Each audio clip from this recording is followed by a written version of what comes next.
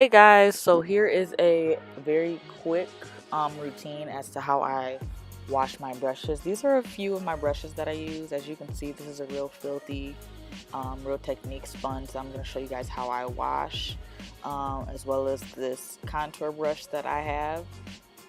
And I'm just going to show you this easy and simple way and affordable way to clean these brushes. First, I'm gonna start off with the Ivory dish soap. You can get this at any like local drugstore or Walmart, Kroger. I'm just testing the water. The water was a little bit too hot. I'm gonna take this two-sided blending brush and I'm just going to work the brush in circular motions on the palm of my hand, lathering up that soap that I have. And I'm gonna do the same to the other side. And just making sure, oh, it's a bee and I'm outside and I'm trying to record. Now I'm going back in with that Ivory dish soap and I'm going to be picking up that Real Techniques diamond sponge and I'm just going to be lathering that up with soap. You want to do this in a gentle motion just because you don't want to tear your sponge, which I've have done a couple times actually, with my nails. So you just want to work that soap really good into the sponge, and under running water you're going to want to squeeze the sponge out until it's not running out soapy water. When you use so much soap with a sponge, you tend to have more soap inside your sponge, so you're going to keep wringing that out until you don't have any more suds running out of the sponge and it's just clear water. But yeah, I'm just working this dish soap again into this sponge just because, like I said, the sponge was really dirty and I really wanted to get it clean. So, I mean, some spots you're not really going to get out, but you're going to want to make sure that majority of the sponge is very, very clean as you can get it. So this is what I'm doing here, just lathering that soap into there. And one more thing that I hate, I cannot stand seeing people use dirty sponges over and over again without like washing them. So like the buildup of foundation or concealer that you have on a sponge is like ridiculous. I think it's really important that you wash your sponge after every use, just because who wants old makeup, on their sponge and you're reapplying that on your face again, and then that causes breakouts and your face would just be really nasty. So every time you're doing makeup, I feel like you should always apply clean, fresh brushes to your face.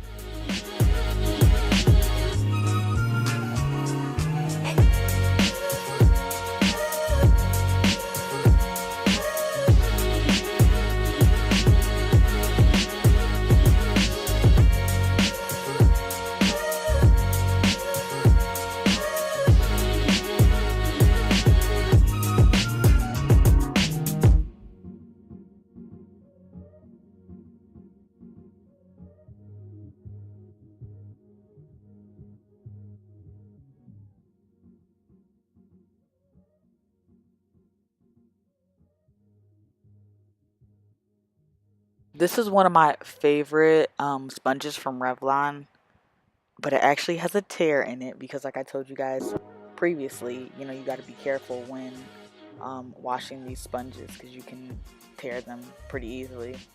So I'm just doing that same thing, same technique that I used for the Real Techniques diamond sponge, just lathering that up. This sponge isn't that dirty like the other one was, so we're not gonna need a lot of elbow grease that we need to put into it, but just rubbing that on the palm of my hand. And yeah, I really love this sponge just because it has a pointed tip and you can get right underneath your eyes where you need to blend your concealer out. So I really, really love this brush. I mean, not brush, it's a sponge, my bad.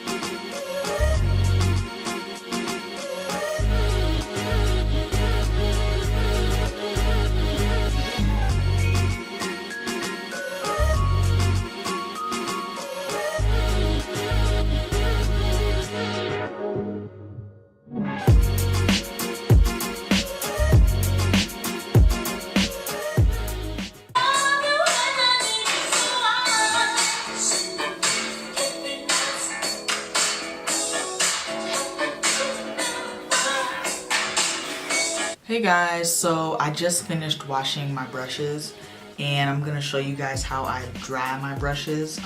Some particular gadget, a lot of people will just dry them, you know, kind of like face down. So I take this thing and it's by Luxe Beauty Products. It's just a little gadget like so. And then I don't know where my other sizes are, but I think it came with maybe 2 more.